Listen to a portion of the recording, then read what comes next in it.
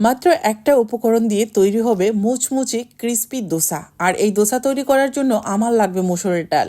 সবচাইতে বেশি ক্রিস্পি দোসা খেতে চাইলে কিন্তু আজকের রেসিপি মিস করবেন না। যারা আমার মতো দোসা লাভার তাদের জন্য আজকের রেসিপি অনেক বেশি প্রিয় হবে। আশা করছি ভালো লাগবে।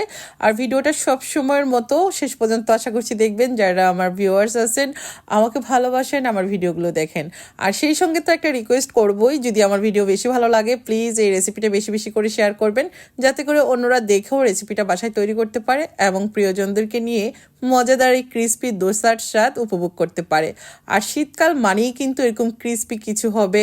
দোসার সঙ্গে থাকছে খুবই মজাদার একটি চাটনির রেসিপি। আর এই চাটনিটা কিন্তু একদমই আনকমন, খেতে সেই রকম টেস্টি। আর শুধু দোসার সঙ্গে না, এই চাটনি কিন্তু আপনি যে কোনো ক্রিস্পি অথবা স্পাইসি কোনো নাস্তার সঙ্গে এটা খেতে পারবেন, খুবই ভালো লাগে। আশা করছি আজকের এই রেসিপি আপনাদের ভালো লাগবে। এখানে আমি 1 কাপ মসুরের ডাল ভিজিয়ে রেখেছিলাম 10 মিনিটের মতো। 10 মিনিটের মধ্যেই কিন্তু মসুরের ডালটা ফুলে গেছে, আশা করছি দেখিয়ে বুঝতে পারছেন। এখানে আমি আস্ত জিরা 1/2 টিস্পুন দিলাম, 4টা রসুনের কোয়া, 4টা কাঁচা মরিচ, আর হলো 1 ইঞ্চির মতো আদা। আমি এখন এটাকে একটা ব্লেন্ডার জারে ব্লেন্ড করে নিব, একটু মিহি করেই করব। আর এই ব্লেন্ডারটা কিন্তু আমার খুবই পছন্দের একটা ব্লেন্ডার, আপনারা অনেকেই জানেন। আর অনেকেই হয়তো বা এই ব্লেন্ডারটা এখন পর্যন্ত আপনাদের বাসায় আছে, নিয়েছেন, ইউজও করছেন। হ্যাঁ, এটা ব্যবহার করতে খুবই আরাম কিন্তু। আর এর মধ্যে 6টা ব্লেড থাকার কারণে খুব সহজেই কিন্তু যে কোনো জিনিস খুব তাড়াতাড়ি মিহি করে ফেলা যায়। এখন আমি ডালটাকে ব্লেন্ড করে নেওয়ার জন্য আমি একটু পানি অ্যাড করে দিলাম। পানি দিলে এটা খুব সুন্দর মিহি হবে।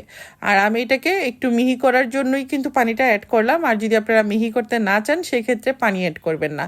তবে আজকে দোসা বানানোর জন্য কিন্তু আমার একটা মিহি পাতলা ব্যাটার লাগবে ডালের।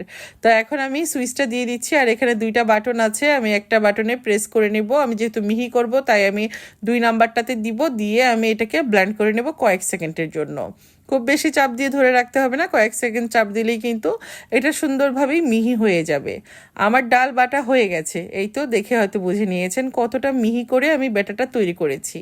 এখন আমি ব্যাটারটা ঢেলে নিচ্ছি একটা পাত্রের মধ্যে, আর আমি এগুলো তুলে নিচ্ছি। আর এটার ভিতরে অনেক জায়গা, 3 লিটার ক্যাপাসিটি, তো একসাথে 1 কেজিও করা যাবে, আবার অল্প করেও ব্লেন্ড করা যাবে।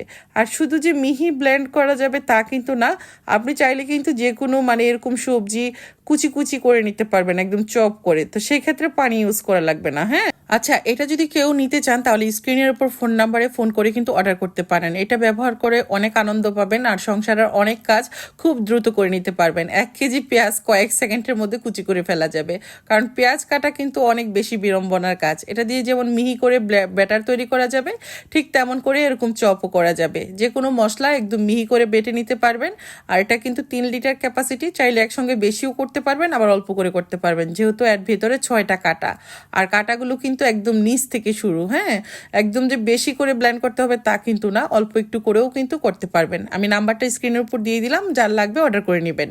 আর এদিক থেকে আমি সরিষার তেলের মধ্যে একটু জিরা গুঁড়া দিয়ে, আর এই তো আমি এখানে যে মরিচ রসুন এগুলোকে কুচি করে নিয়েছি, সেগুলো কিন্তু আমি এখন এখানে 2 মিনিটের মতো ভেজে নেব। খুব বেশি সময় ভাজা লাগবে না। স্বাদ মতো লবণ অ্যাড করে দিলাম। আমার এটা ভাজা হয়ে গেছে, রসুনের যে কাঁচা গন্ধ সেটাও চলে গেছে। এখানে আমি টক দই নিয়েছি 2 কাপ পরিমাণ।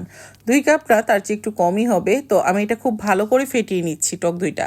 আর ফেটানো টক দইয়ের মধ্যে আমি দিয়ে দিচ্ছি চাটনিটা। এখন খুব ভালো করে মিশিয়ে নিচ্ছি। আর এটা খেতে কিন্তু অসম্ভব ভালো লাগবে সিঙ্গারা, পুরি, সমোসা, যে কোনো ঝাল নাস্তার সঙ্গে এটা বেশ ভালো লাগবে। এখানে আমি সামান্য পরিমাণ চিনি অ্যাড করে দিলাম, আপনারা চাইলে কিন্তু চিনিটা স্কিপ করতে পারেন। তো আর এদিক থেকে ডালের ব্যাটারের মধ্যে দিয়ে দিচ্ছি লবণ, আর এখানে আমি পানি দিয়ে দিচ্ছি। পানি দিয়ে একটু পাতলা করে নিব। এই ব্যাটারটা কিন্তু একদম পাতলা হবে, প্যানে ছাড়া মাত্রই দৌড় মারবে, এরকম পাতলা। খুব বেশি ভারী হলে কিন্তু দোসাগুলো ক্রিস্পি হবে না। যেই প্যানে দোসা বানাবো সেই প্যানে একটু পানি ছিটিয়ে নিলাম, আর এই তো পাতলা করে আমি দোসাটা দিয়ে দিলাম। চুলার আঁচটা অবশ্যই হাই হিটে রেখে প্যানটা খুব ভালো করে গরম করে নিতে হবে। যখন উপরটা হয়ে যাবে অল্প করে তেল উপর থেকে এভাবে দিয়ে দিতে হবে, তারপর দোসাটাকে তুলে নিতে হবে। দেখে হয়তো বুঝতে পারছেন এটা কতটা ক্রিস্পি হয়েছে। এই দোসাগুলো খেতেও কিন্তু অসম্ভব ভালো লাগে। একইভাবে আমি সবগুলো দোসা বানিয়ে নিচ্ছি। আজকের এই দোসাগুলো আমি চাটনির সঙ্গে যেটা বানিয়েছি সেটা দিয়ে কিন্তু সার্ভ করব। আপনারা চাইলে কিন্তু হাঁসের মাংস অথবা আলুর দমের সঙ্গেও সার্ভ করতে পারেন। সবগুলো দোসা একে একে বানিয়ে নিয়েছি। কেমন লেগেছে রেসিপি কমেন্ট করে জানাবেন। সবাইকে আল্লাহ অনেক বেশি ভালো রাখুক। আবার নতুন ভিডিওতে দেখা হবে। আল্লাহ হাফেজ, আসসালামু আলাইকুম।